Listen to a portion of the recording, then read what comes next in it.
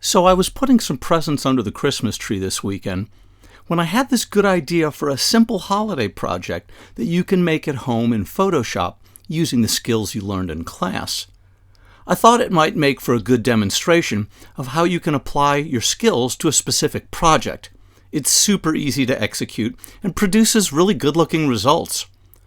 All you need is your camera, a decorated Christmas tree, and Photoshop. You might also want a tripod for shooting in low light.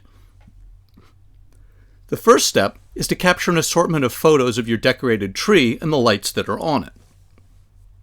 You'll want to capture at least 2 or 3 well-focused shots of the ornaments, but you'll also want to take a handful of blurred shots of the lights and the tree that we can use to build up a complex, layered background.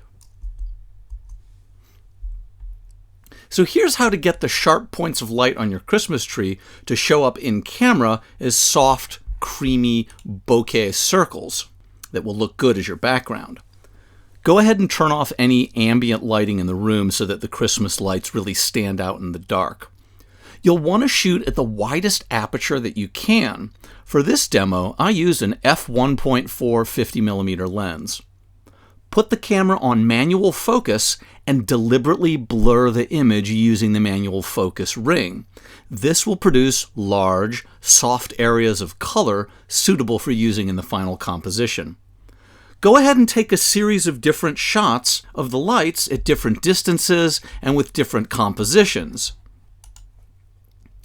You may have to underexpose by several full stops to get really good color out of the points of light. Take a test shot and adjust your exposure compensation until you get the quality of light and color that you desire. Once you have the source material for the background, you can concentrate on getting a few nice sharp photos of the ornaments themselves. On the screen here, you can see the 8 shots that I'm going to use to build up my composite. You can use them as a rough guide to help you make your own composite. I'll layer together the 5 blurry shots for the background, and then we will use the in-focus shots of the ornaments for the foreground. Let's go ahead and load up all 8 of those shots as layers in a single Photoshop document. Control or Command A to select all the photos, and then right-click, go to the Edit In submenu, and go all the way down to Open as Layers in Photoshop. This will make assembling the composite a relatively simple task since all of the pieces will already be in one document. So here we are in Photoshop with all of our layers in a single document. Let's look at each of the background layers by themselves, and then we can start building up the composite.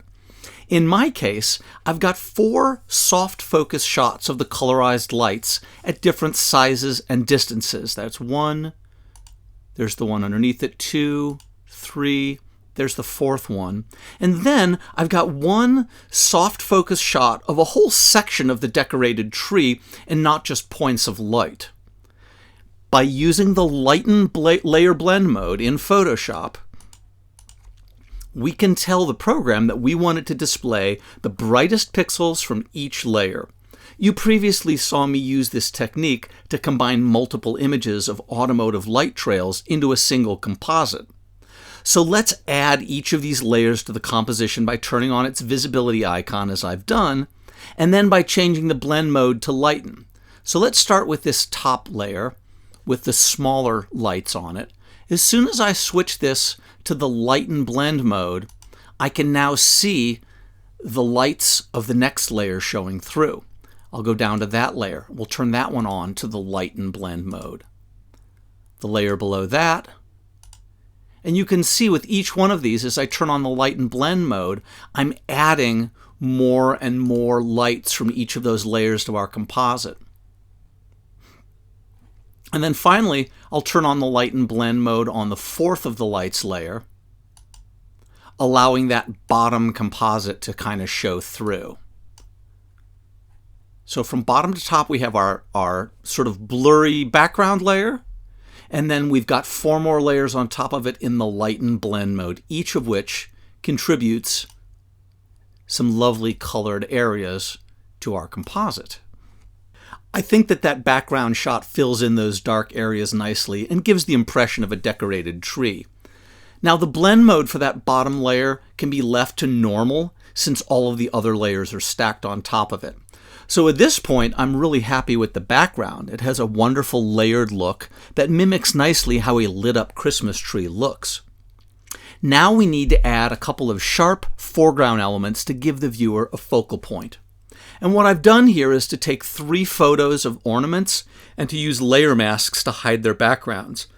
Then they were scaled, rotated, and placed in the image. For each one of these images, first I made a selection using the circular marquee tool. Then I went to select, modify, feather, and I feathered my selection with a very, very high amount, like 175 to 200 pixels of feathering, so it would really be soft and blended.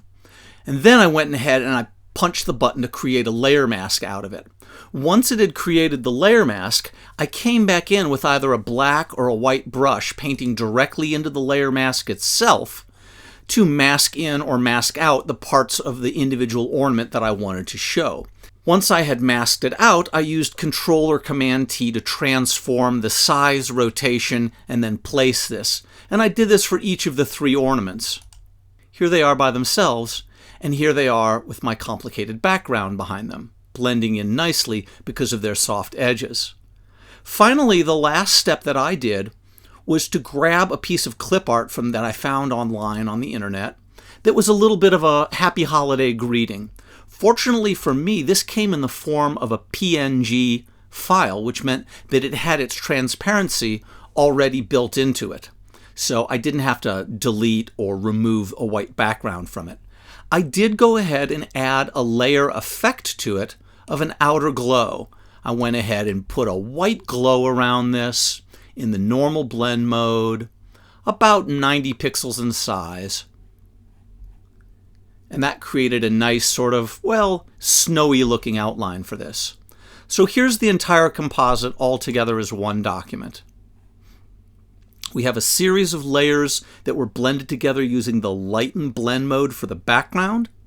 We have 3 foreground objects that we selected and masked off using layer masking, and then we refined those layers a little bit.